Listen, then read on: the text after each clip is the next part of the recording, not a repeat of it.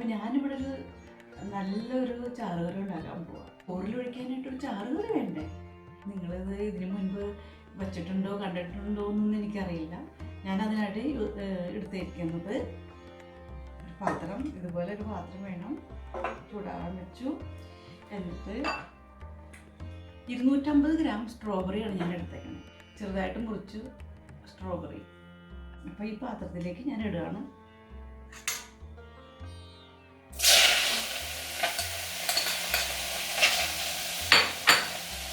അതിലേക്ക് ഞാൻ ഒരു അര ഗ്ലാസ്സിൽ താഴെയായിട്ട് വെള്ളം ഒഴിച്ച് കൊടുക്കുന്നുണ്ട്.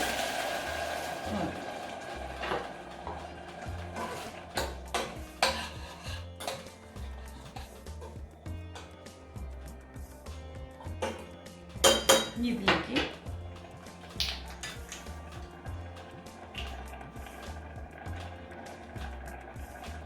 അര ടീസ്പൂൺ ഉപ്പ് ചേർക്കുന്നുണ്ട്.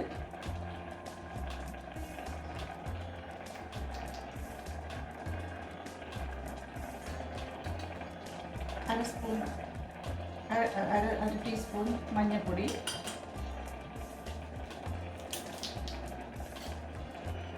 ഒരു ടീസ്പൂൺ മുളക് പൊടി,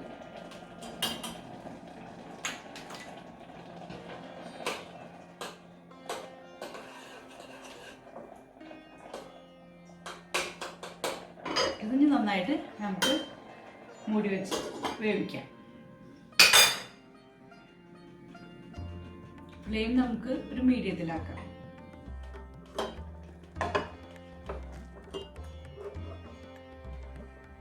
കണ്ടോ,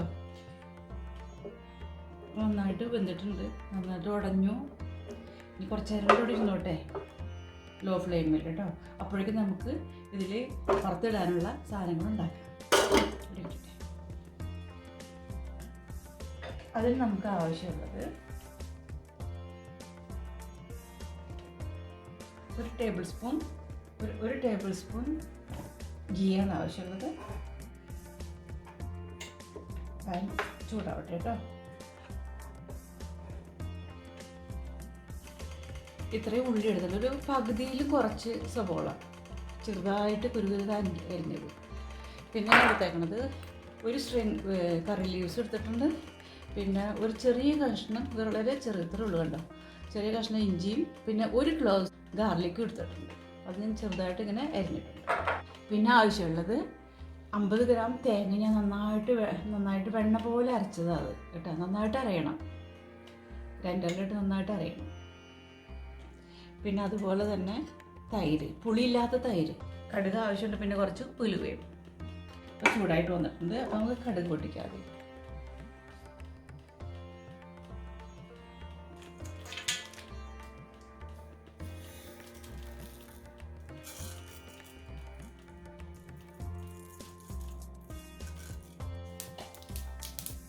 അര ടീസ്പൂൺ വേണ്ട ഉലുവ, കുറച്ച് ഉലുവ, അതിൻ്റെ പകുതി മതി, ഇത്ര മതി.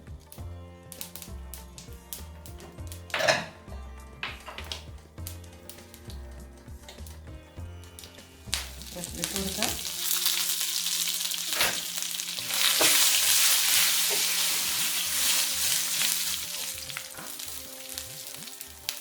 വെളുത്തുള്ളി, ഇഞ്ചി,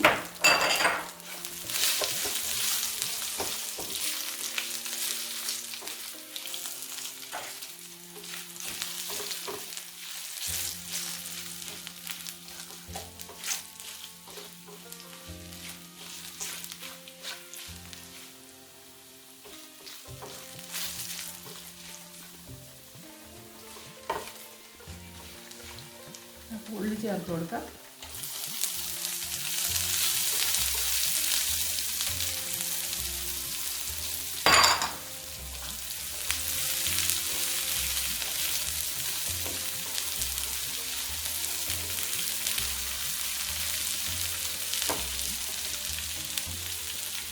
ഈ സമയം കൊണ്ട് നമുക്ക് ഇതിനകത്തേക്ക് അരച്ച് വച്ചേക്കണ തേങ്ങ ചേർക്കാം.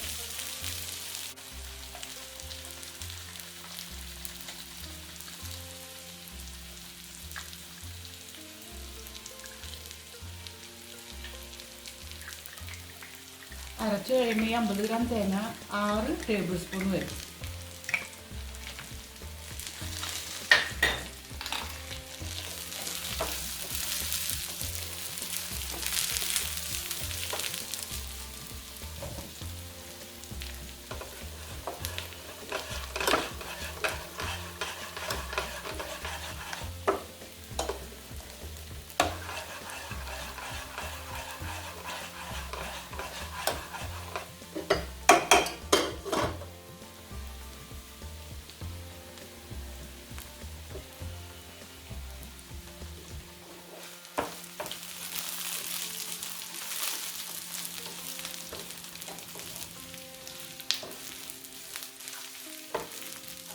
അപ്പോൾ ഇത് നന്നായിട്ട് ഇത് ഫ്രൈ ആയി.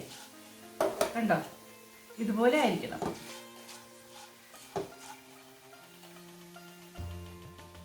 തീ ഓഫ് ചെയ്തു.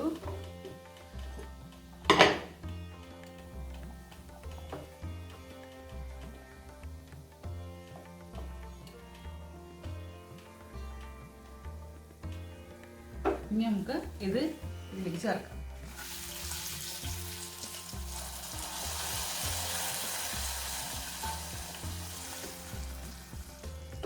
തീ ഓഫ് ചെയ്തു. ഇനി നമുക്ക് ഈ തൈര് ചേർക്കാം. ഈ ഓഫ് ചെയ്തതിന് ശേഷമാണ് ഞാനത് ചെയ്യുന്നത്. കുറേശ്ശെ ഒഴിച്ചിട്ട് ഇളകിക്കൊണ്ടിരിക്കാം, നിർത്തരുത്.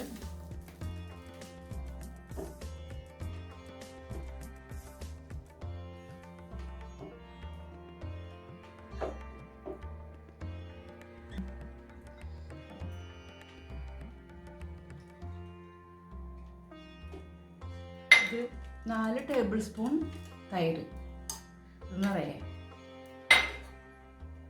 ഇനി ഇതിൻ്റെ ഉപ്പ് കുറവാണെങ്കിൽ നിങ്ങളുടെ ടേസ്റ്റിന് ചേർത്തോളൂ, അതുപോലെ എരിവും നിങ്ങളുടെ ടേസ്റ്റിന് ചേർത്തോളൂ. ഇതിൻ്റെ ഉപ്പും പുളിയും മധുരമൊക്കെ കൂടി വരുമ്പോൾ എന്തൊരു ടേസ്റ്റാണെന്നോ. അങ്ങനെ നമ്മുടെ ചാറ് കറി റെഡി.